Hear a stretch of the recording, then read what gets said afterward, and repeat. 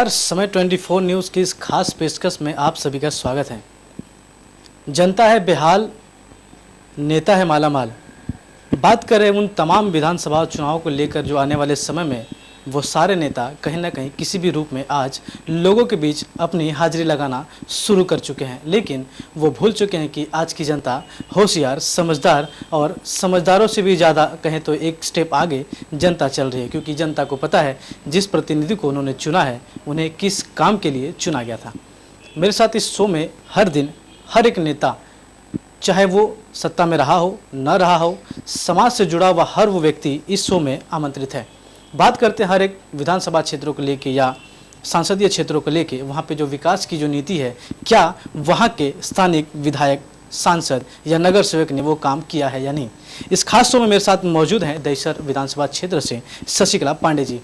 शशिकला पांडे जी, बहुत बहुत आपका स्वागत है इस शो में। धन्यवाद। अब बात करें जनता है बेहाल, नेता है मालामाल, वो हर साल की एक कहावत हो जाती है, क्योंकि 5 साल के बाद चुनाव आने हैं।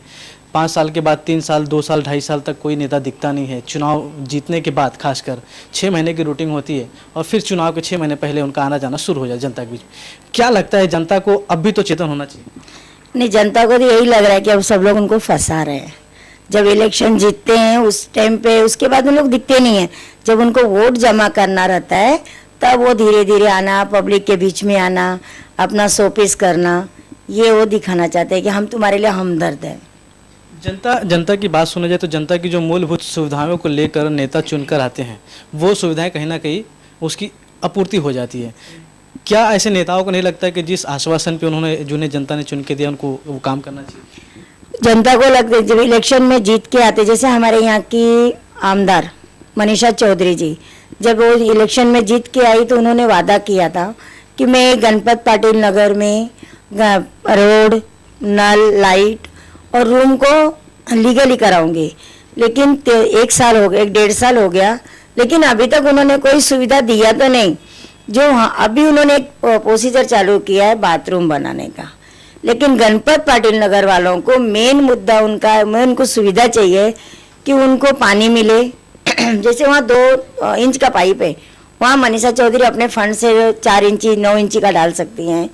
जो कनेक्शन हमारा लाइट का बंद है वो चालू चाहिए उनको, और रास्ता ये, और घर उनका लीगल, जो बोलते घर अनलीगल है तो घर को लीगल बनाना। अगर घर ही नहीं रहेगा तो सुविधा लेके क्या करेंगे।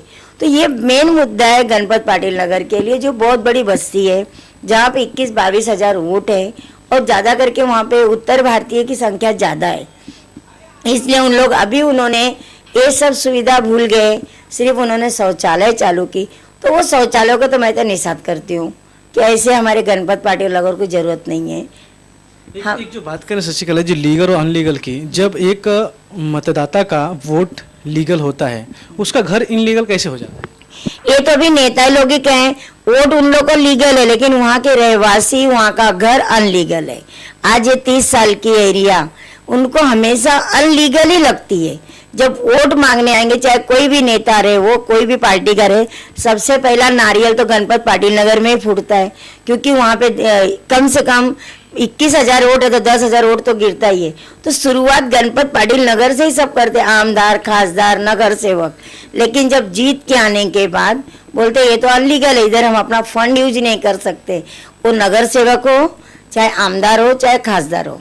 तो मैं तो यही कहना चाहूँगी कि हमारी बस्ती अब इतनी अनाड़ी नहीं रह गई है, खास करके मनीषा चौधरी जी से, अभिषेक घोषालकर से, कि जो ये चाहते हैं कि हम इनको, पब्लिक को गुमराह करें या फुसलावे, तो अब नहीं फुसला सकेंगे। जो इनका मूल मुद्दा है हमारा गणपत पाटिल नगर का, पानी, लाइट और रास्ता और घर लीगल करना, वो मुद्दा पूरा करे, वो काम पूरा करे। उसके बाद फिर उनको जो है हम उनको साथ देने को तैयार रहेंगे, पब्लिक हमारी। बात करें गणपत पाटिल नगर की तो आज से 25 से 30 साल पहले बसा हुआ यह बस्ती है। जब 25 साल 30 साल पहले जब बस्तियां बसनी शुरू थी तब ये नेता कहाँ होते हैं, पहला सवाल। दूसरा सवाल, जब आज समय नज़दीक आ रहा है तो लोगों को कहीं ना कहीं उत्साहित होकर लोगों के पास जुड़ने की कोशिश की जा रही है। बतौर आप एक बड़े राजनीतिक पक्ष से जुड़े हैं जिसका नाम है कांग्रेस पार्टी। कांग्रेस पार्टी के बतौर यहाँ पे कई बड़े लीडर्स हुए हैं, कई बड़े नेता हुए, क्या पार्टी के बतौर भी कुछ रणनीतियाँ हैं आगे जनता तक पहुँचाने की? हाँ, अभी ये तो हम लोग सोच ही रहे कि वहाँ पे जो हमारा कनेक्शन बंद हुआ है लाइट का, वो चालू कराएंगे। और पानी का कनेक्शन वो भी करना चाहते हैं, क्योंकि जो भी करेंगे तो कांग्रेस वाले ही करेंगे। कांग्रेस के सिवा दूसरी कोई भी पार्टी में वो नहीं है, वो सिर्फ पब्लिक को वोट लेने के लिए आते हैं और उसका ही काम। ये जो भी काम करेंगे तो हम कांग्रेस वाले, आज भी हमने जो किया है लाइट का काम, वो हम कांग्रेस वालों ने ही किया है। तो आज जो भी होगा तो कांग्रेस वाले ही करेंगे और आगे भी हम करे हैं और आगे भी करेंगे। चलिए बात करें कांग्रेस पार्टी की, तो कहीं ना कहीं एक बहुत बड़ा अभ्यास जो है कांग्रेस को करना है, क्योंकि जो पिछला चुनाव हुआ है, 2 से 3-4 जो चुनाव हुए हैं, उसमें कहीं ना कहीं जनता के सवालों पे खरा नहीं उतर पाए कांग्रेस पार्टी। क्या कुछ ऐसी राजनीतिक तख्त को लेकर कुछ तैयारियां की गई है, जिससे एक बार फिर जो जनता का रुझान जो था कांग्रेस पार्टी और राष्ट्रवादी कांग्रेस पार्टी की तरफ, क्या हो पाएगा? हाँ, हो पाएगा। जो पब्लिक थोड़ी हमारी नाराज थी, जिनको कुछ काम नहीं हो सका था, लेकिन वो सुधारना हम करेंगे और पब्लिक को वापस हम अपने पक्ष में लेंगे, क्योंकि हमने वहाँ जो काम किया है उस काम का तो पब्लिक गणपत पाटिल नगर पूरी चाहती है कि वापस कांग्रेस आवे वहाँ पे। और अगर कांग्रेस अच्छा नहीं की तो बुरा भी नहीं करती थी गणपत पाटिल नगर का। अगर पार्टी हमारी कांग्रेस पार्टी जो है अच्छा नहीं, जहाँ पे अगर अच्छा नहीं कर वहाँ बुरा भी नहीं की। जो आज इनकी हालत इतनी हुई है कि गणपत पाटिल नगर वाले खुद चाहते हैं, लेकिन वो मजबूर है, वो जवाब नहीं दे पा रहे हैं, क्योंकि उनको ऐसा लग रहा है भाई ये आमदार है, ये खासदार है, ये नगर सेवक है, कल हमारा घर टूट जाएगा, कल हमें हमारे बच्चों को तकलीफ हो जाएगी, इसलिए वो सब शांत हैं। इसका जवाब तो वोट में मिलेगा ही। और जो लोग अभी आए हैं, नए आए हैं, जो नए चक्कर मार रहे हैं कि हम इलेक्शन लड़ेंगे, हमें गणपत पाटिल नगर का वोट मिलेगा, तो ये इम्पॉसिबल, ये तो होगा ही नहीं। ये कांग्रेसी वोट है, कांग्रेस का गढ़ है और ये मेरी मेहनत का फल है। मैं 24 घंटा बैठ के वोटर तैयार करी हूँ और ये वोट हमारा है। चाहे बाहर वाले बोलते हैं ना, अस्थाई आदमी रहता है, बहता पानी बह जाता है, लेकिन दरिया का पानी जगह पे रहता है। तो हम तो यहाँ के रहने वाले हैं, ये कांग्रेस के खून में है, ये कांग्रेसी है सब। इनको कितना भी कोई फुसलाना चाहेगा, फुसला नहीं पाएगा, लेकिन हाँ वक्त है, थोड़ा चलता है उनके लिए। इस खास बात में मेरी एक अहम सवाल मेरा होगा, खास करके जब जैसे कि आपने बताया कि यहाँ के सांसद जो हैं भाजपा से हैं, यहाँ की जो विधायिका हैं वो भाजपा से हैं, नगर सेवक जो है वो शिवसेना से हैं, यानी महाराष्ट्र की सत्ता में जो दोनों काबिज सत्ताधारी हैं, इन दोनों की जो है साठगांठ यहाँ पे लगी हुई है। विकास की नीति भाजपा और शिवसेना बता रहे हैं कि मेरी जो नीति है विकास की नीति है। क्या लगता है इस विधानसभा में विकास हो पा रहा है? मैं उनसे पूछना चाहती हूँ ना कि उन्होंने क्या विकास किया? विकास किया क्या? अभिषेक गोसालकर जीत के आए, शुरू में आते बरोबर तोड़ने का कार्रवाई चालू किए। मनीषा चौधरी आई, उसने भी वही काम किया।